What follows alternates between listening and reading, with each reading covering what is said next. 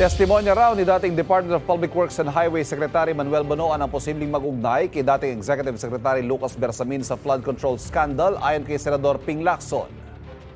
Si Bonoan actually, ang pwede mag-link directly kay E.S. Bersamin, assuming na totoo yung sinabi ni Bernardo, assuming na totoo yung kwento ni Olaybar kay Bernardo.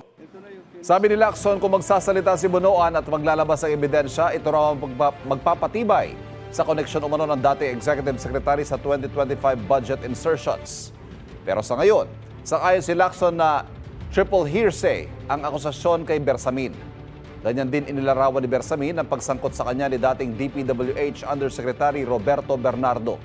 Si Bernardo nagsabi kinuwento sa kanya ni dating Education Undersecretary Trijib Olaybar na nag-usap si Bersamin at Bonoan tungkol sa pamahagi ng kickback mula sa budget insertions. Kapuso, huwag magpapahuli sa latest news and updates. Mag-iuna ka sa balita at mag-subscribe sa YouTube channel ng GMA Integrated News.